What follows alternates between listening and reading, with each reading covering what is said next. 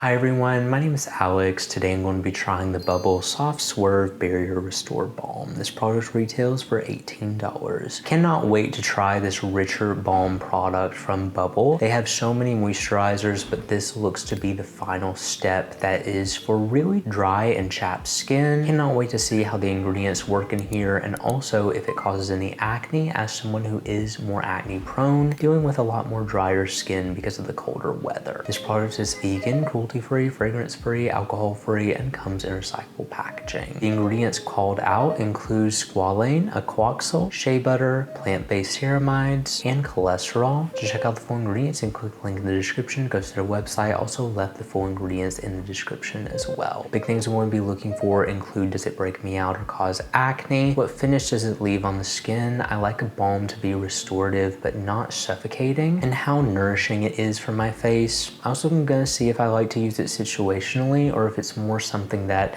I like to use all over my face depending on how dry I am. As for anything else, I'm continuing to check in, so I will see you all in the next check-in. I'm here to give you all a quick check-in, also my first impression with this product. I really love the packaging. It is a twist-off packaging. Comes out very nice. I will say with this product, go very sparingly. This is a heavy, very rich balm. You twist it that way and some comes out like that right there. That would be way too much for the area I'm going to be applying this to. First of all, show you this.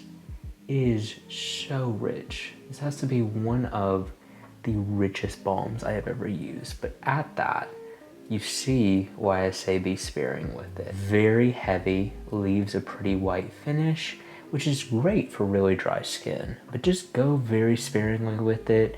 It is a very heavy product. It almost leaves a white cast like a sunscreen with how heavy this product is. Just be careful. I did use this all over my face last night. Woke up, skin felt so nourished. It is very restoring. However, is only designed for really extremely dry skin. I cannot think of a balm that I have felt this heavy, which is totally okay. I just don't know if it's going to be perfect for my skin. I'm personally more of a prequel skin utility balm style person that still has that balm texture but is a little bit more lightweight. This more utilizes really rich ingredients, and since it's the daytime, I'm just gonna apply it on my dry areas.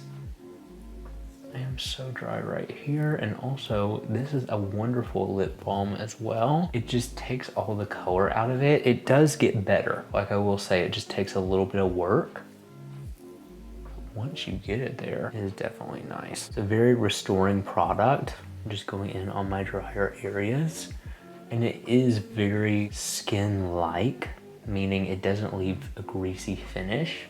It just kind of locks in all of the nourishment. I did go in with this product both times after a moisturizer, and that's how I feel like it is best. I get so dry around my beard area from shaving, and this was an absolute dream after shaving last night. Especially this area, I'm definitely gonna wanna keep this product on hand for the situational moments. Good thing is, with using it more sparingly, you are gonna save this product, and already not an expensive product, so that's a really good thing. Not too greasy, but it definitely is a very heavy product, so just keep that in mind. I'm gonna continue using it. I'm loving it so far, and then I'll check in again. I'm back to give you all my final thoughts on this product. I really enjoyed this balm, but as someone whose combination, this was definitely a product that I only enjoyed in my really dry areas. I personally feel like this is one of the richest balms I have tried, which in turn gives such a deep nourishment to the skin, both on the surface level, but also deeply nourishing as well, to where I felt like I could use this product less and less the more I continued using it. It was something that I felt like was truly restoring my skin's barrier and helping my skin dryness. Unlike any balm, I've tried a lot of balms before. None of them have matched the level of richness that I have felt with this, which is a good thing for really dry skin. I don't feel like any other skin type would benefit from this, and only situationally did I feel like I was able to use this product. It was something that I often found was too much for my skin, and really when I felt like I most used it was overnight, especially because you have to be careful with this product. It's very thick, leaves a white finish to the skin, and is